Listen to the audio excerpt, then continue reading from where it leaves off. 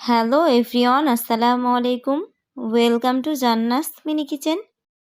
আজকে আপনাদের ঘরে থাকা অল্প কিছু মশলা দিয়েই একটা পারফেক্ট দেশি মুরগির রেসিপি শেয়ার করব। চলুন তাহলে রেসিপি শুরু করা যাক। এখানে আমি একটা 1 কেজি ওজনের দেশি মুরগি আগেই কেটে ধুয়ে পরিষ্কার করে নিয়েছি। এবার সরাসরি রান্নায় চলে যাব। চুলাতে একটা প্যানে পরিমাণ মতো সয়াবিন তেল গরম করে নিচ্ছি। এবার এর মধ্যে পেঁয়াজ কুচি দিয়ে দিচ্ছি হাফ কাপ, আদা রসুন বাটা দিয়ে দিচ্ছি 1 চা চামচ, জিরা বাটা দিয়ে দিচ্ছি 1 চা চামচ, 1/4 চা চামচ দিয়ে দিচ্ছি কাঁচামরিচ বাটা, লবণ দিয়ে দিচ্ছি 1 চা চামচ। এবার সব কিছু একটু ভেজে নিচ্ছি, এতে করে মশলার কাঁচা গন্ধটা চলে যাবে।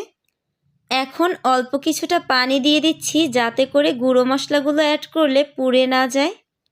এবার এখানে হলুদ গুঁড়ো দিয়ে দিচ্ছি 1 চা চামচ আর মরিচ গুঁড়ো দিয়ে দিচ্ছি 2 চা চামচ।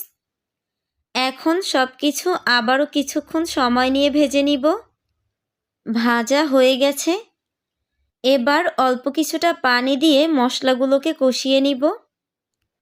কষিয়ে নেয়ার মাঝে আমি এখানে 2 টুকরো দারচিনি, 3টা এলাচি ও 2টা তেজপাতা দিয়ে দিচ্ছি। আমি 2-3 বার অল্প অল্প করে পানি দিয়ে খুব ভালো করে মশলাগুলোকে কষিয়ে নিয়েছি।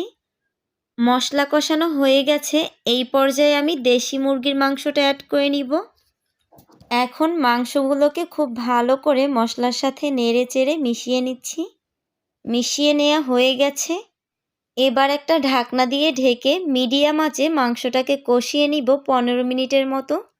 এই পর্যায়ে আমি কোনো রকম পানি অ্যাড করব না। 15 মিনিট পর ঢাকনা তুলে নেড়ে-চেড়ে নিচ্ছি। দেখুন মাংসটা থেকে সব পানি শুকিয়ে গেছে আর তেলগুলোও উপরে উঠে এসেছে। যেহেতু আমি আজকে দেশি মুরগির ঝোল রান্না করব, তাই আমি এখানে 2 কাপ পরিমাণে পানি দিয়ে দিচ্ছি। এবার শুধু একটা ঢাকনা দিয়ে ঢেকে মিডিয়াম আঁচে 40 মিনিটের মতো রান্না করে নিতে হবে। 40 মিনিট পর আপনাদের দেখিয়ে দিচ্ছি। দেখুন তৈরি হয়ে গেল আমাদের আজকের রেসিপি দেশি মুরগির ঝোল। এটার কালার যেমন এসেছে তার থেকে খেতে কিন্তু বেশি মজার। আশা করছি আপনাদের ভালো লেগেছে। আজকে এখানেই বিদায় নিচ্ছি। আবারও হাজির হব নতুন অন্য কোনো রেসিপি নিয়ে। ততক্ষণ সবাই ভালো থাকবেন। আল্লাহ হাফেজ।